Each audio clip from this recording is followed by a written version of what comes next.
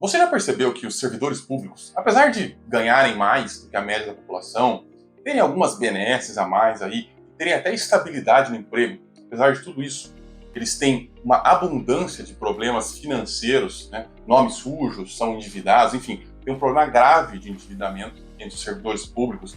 Provavelmente vocês já perceberam isso. E, bom, o que eu vou fazer no vídeo de hoje é conversar um pouquinho sobre esse assunto com vocês, mostrar o porquê que eu acho que isso acontece, aonde que está o erro, quais são os riscos que essa turma está correndo, porque eles correm muitos riscos, e vamos tentar entender um pouquinho melhor o que se passa aí nesse mundo dos funcionários públicos endividados. Se você ainda não me conhece, eu sou o Enéas e esse é o canal Valoriza.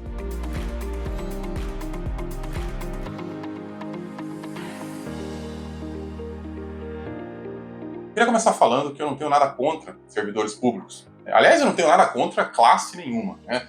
Eu não gosto muito e nem odeio muito médicos. Eu não gosto nem odeio advogados, eu não gosto nem odeio engenheiros. Toda a profissão tem um monte de medíocre e uma pequena parte de pessoas realmente à frente, né?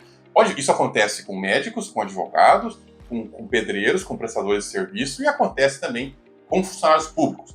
Mas, de forma geral, eu não tenho nada contra servidores públicos, pelo contrário. Eu faço um vídeo desse justamente para auxiliá-los, para ajudá-los, que aliás, muito do meu trabalho é com servidores públicos. Eu mesmo sou um servidor público atualmente, então pudera falar mal, né, da minha própria turma, né? Mas vamos lá. Por que acontece? Por que os servidores públicos são tão endividados, né?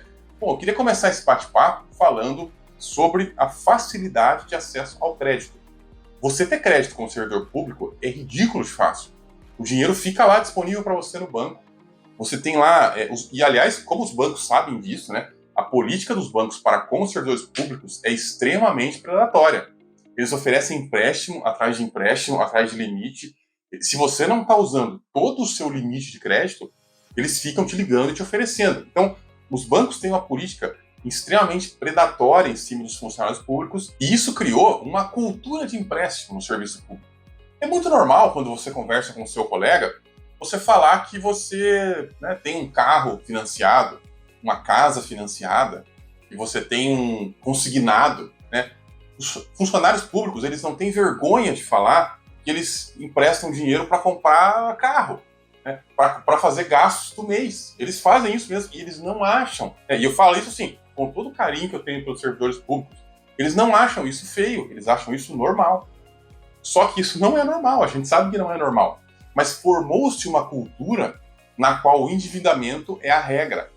Você tem lá, hoje você tem 40% de limite para você pegar no crédito consignado. O que significa?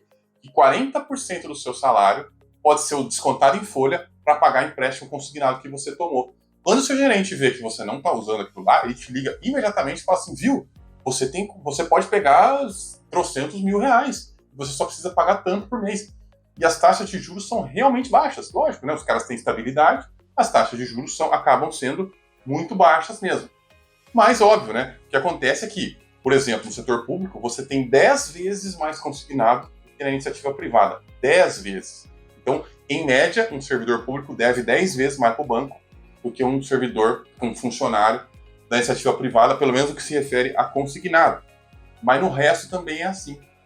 E é curioso que, assim, a inadimplência do funcionário público, ela é realmente um pouco menor do que a inadimplência do funcionário da iniciativa privada, né? Do que a inadimplência do resto. Não é privada não, é do resto.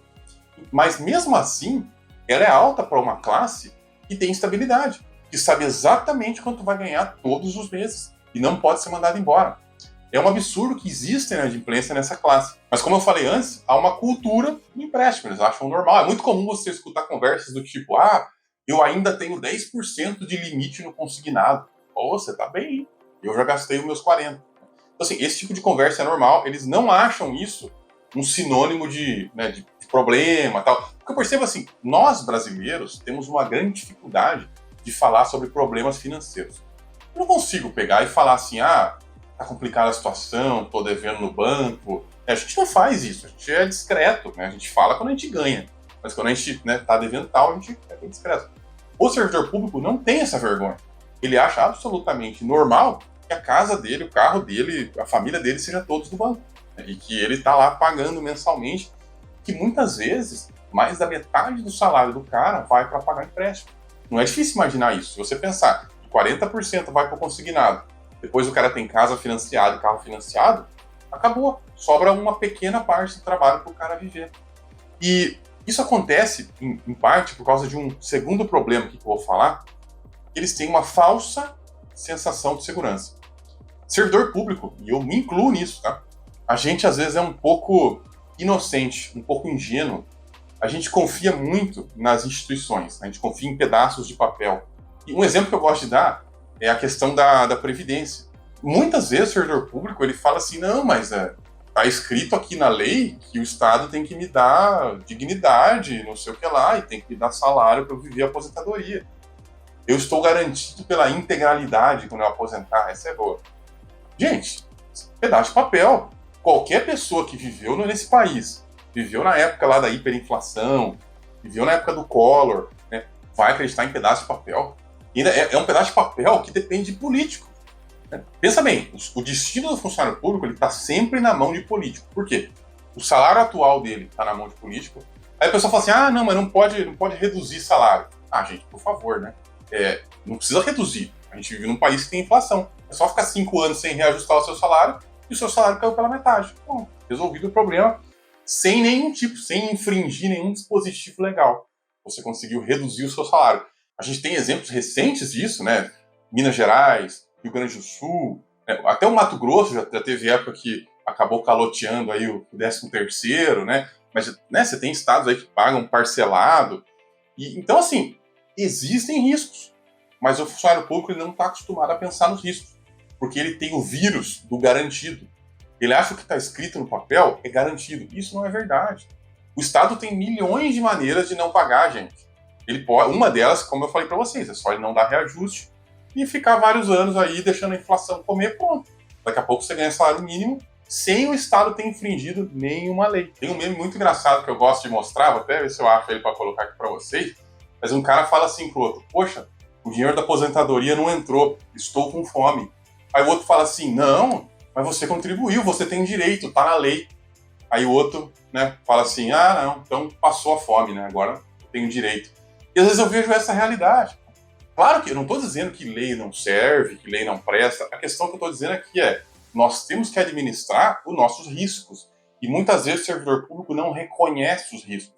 Ele às vezes confia cegamente, por exemplo, naqueles planos de previdência, né, que você tem lá os fundos de previdência e tal. É uma coisa que a gente tem que olhar, sabe, com o olhar mais crítico do mundo. A gestão do fundo de previdência do seu órgão pode ser excelente hoje, mas você vai ter 30 anos para contribuir para aquele negócio, e eles têm 30 anos para botar um cara lá desleal ou incompetente para acabar com tudo que construíram. São 30 anos, hein? A maioria, lógico, alguns têm menos, né? Mas quem entrou no serviço público, por exemplo, vai ter 35, 40 anos. É muito tempo para você achar que vai dar tudo bem. Não estou dizendo que é errado, não estou dizendo para não fazer, não é isso. Estou dizendo nós temos que cuidar das nossas próprias coisas, nós temos que ter o nosso patrimônio, nosso investimento. E por causa de nós, muitas vezes, acreditarmos em tudo que nos falam, a gente fica sem saída. Porque a gente não constrói patrimônio, porque confia na aposentadoria. A gente não se qualifica, porque o nosso está garantido. Por que eu vou ficar gastando meu tempo, meu dinheiro me qualificando, né? E aí você acaba não tendo assim, um valor para a sociedade.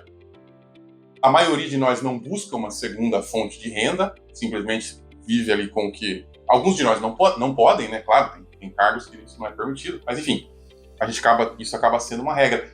E aí a gente acaba não tendo valor para a sociedade fora o serviço público.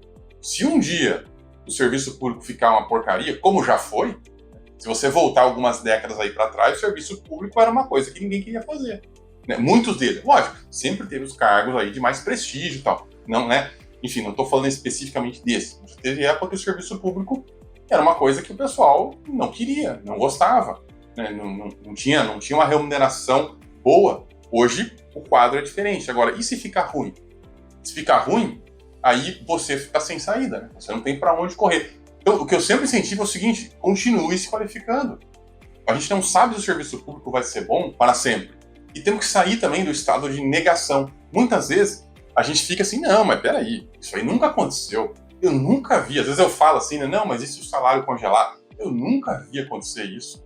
Aí se acabarem com a estabilidade. Eu nunca vi isso. Porque assim, estabilidade, tá na Constituição, tá não sei na onde. Gente, por favor, né? Esse país aqui tem golpe de Estado a cada décadas, a cada algumas décadas. A nossa Constituição ela é trocada aí com algumas décadas também. Enfim, quando tem uma Constituição nova, acabou. Começa um novo regime jurídico. Não estou falando que isso vai acontecer, tá?